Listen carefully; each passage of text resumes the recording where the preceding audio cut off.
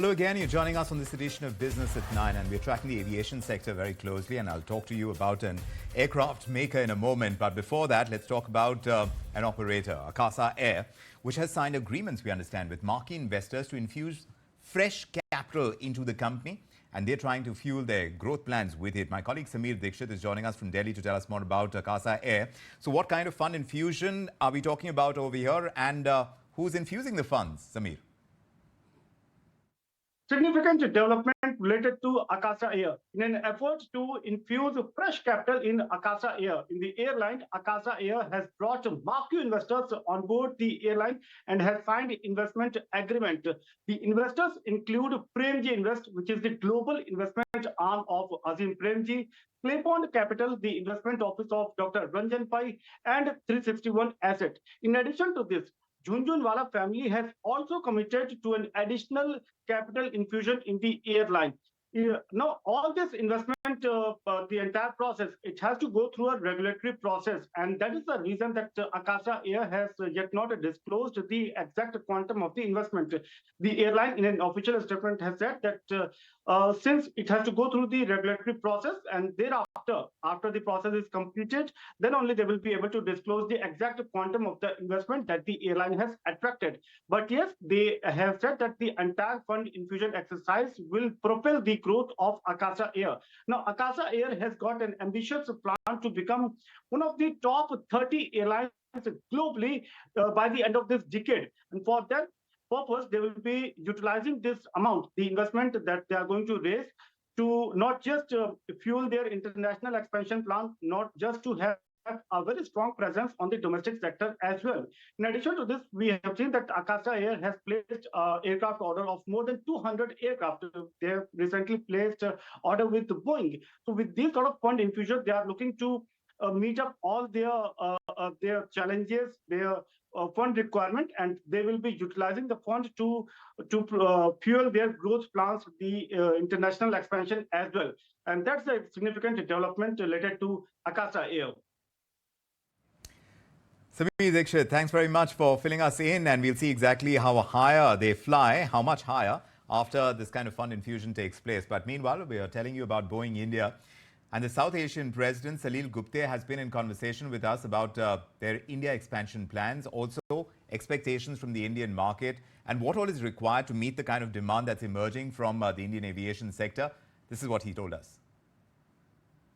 Well, I think the government's expectation, first of all, it's an ongoing conversation we have with the government about this. And the government's expectation for foreign OEMs like Boeing is that we build for the civil and defense, that we build from the ground up as well as the top down.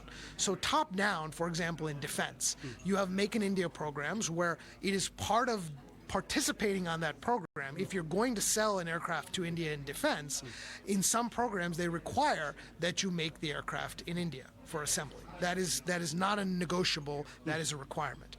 And we have in the past, of course, entered into MOUs for fighter aircraft where we would be willing to do that because it is a requirement of participating in that campaign. And all of our competitors have done that as well. We haven't been chosen yet for a fighter by India, but we look to be chosen in the future. On civil, the expectation is from the bottom up. We build every level of the supply chain that will enable India and Indian industry to develop its own airplane in the future. That is the expectation of the government, and I think that if you look at our track record of what we've built here in India over time, it definitely meets that mission.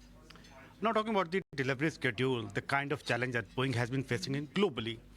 From Indian perspective, what is the current order book that you have in, and how would you like to respond to it in terms of delivery schedule? What is your projection? Well, just over the last couple of years, we've had about 446 orders placed just in the last couple of years. The overall order book is larger because, of course, SpiceJet's order is in there as well. But beyond that, I think deliveries are going to be the focus. You know, selling airplanes is very exciting. Everyone wants to cover it. Everyone wants to talk about market share and big sales numbers, but delivering is what matters for our customers, right? That's what our customers want to talk about. That's what we got as far as Salil Gupte is concerned, but also that forecast of more than 2,800 new Boeing aeroplanes for South Asian market, where they're focusing to deliver these planes to customers as per the delivery schedule, is something that we spoke about with the Vice President Commercial Sales of India and South Asia for Boeing, who is Ryan Weir. And he spoke about their future plans with the Indian government. Listen to this. Well, the key focus right now is to make sure we deliver the airplanes in the timely manner that our customers expect.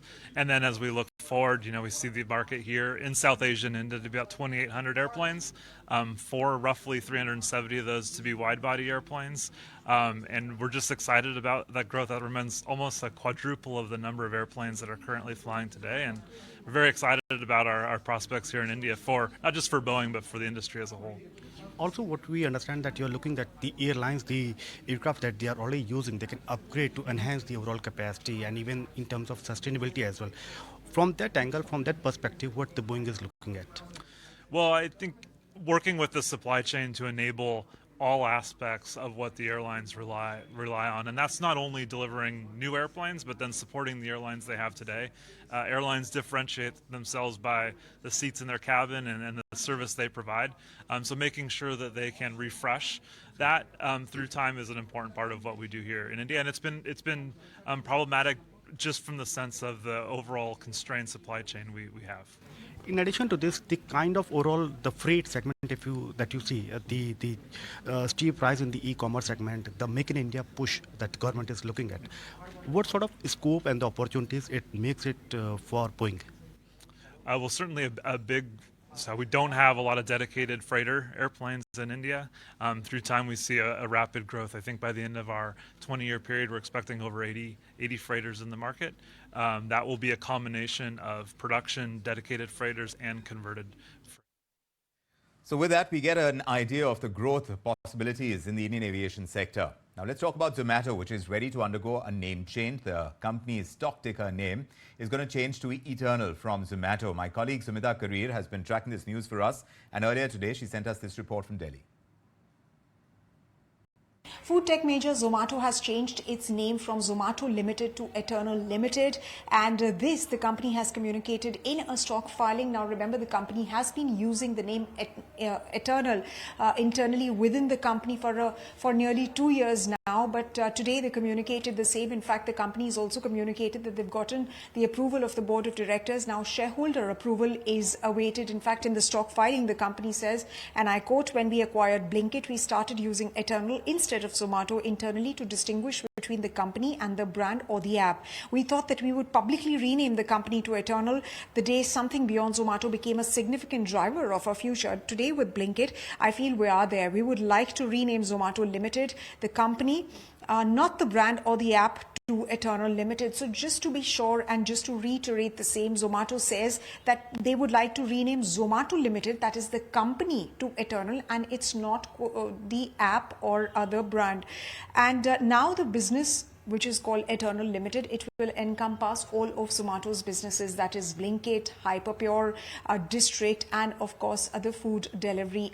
In fact, Dipinder Goyal has also written a letter to shareholders, and he says, talking about the name, that Eternal is a powerful name, and to be honest, it scares me to my core. It's a tall order to live up to, because Eternal carries both a promise and a paradox. This isn't just a name, it is a mission statement, a reminder etched into our identity that we will endure, not because we are here, but because we need to get there. Now the change in name comes in at a very interesting time when there is, of course, an influx of very many quick commerce companies.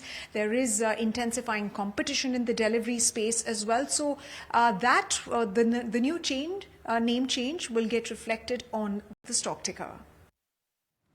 All right, so Zomato is now going to be seen as Eternal on stock tickers. We'll keep tracking how the stock does, but for the moment, let's turn into what the street is expecting from the central bank. The street is expecting a cut in rates by 25 basis points, and this in the upcoming February meeting. It's on the back of many factors: a liquidity deficit for one, also the open market operations by the RBI, also a positive outlook for inflation. A potential kicker, of course, is going to be in the form of that subdued GDP GDP growth that we've seen in the current fiscal. So a lot is at stake. Whether or not we're going to see a cut in rates, whether the RBI is going to make that move or not, is something that the street is watching very closely, and so are we. And we'll get you the requisite analysis right here on ET Now. But time for me to wrap it up on this edition of Business at 9. I'm Vikram Oza. From me and the team, thank you so much for joining us tonight. We'll see you same time tomorrow. Bye-bye.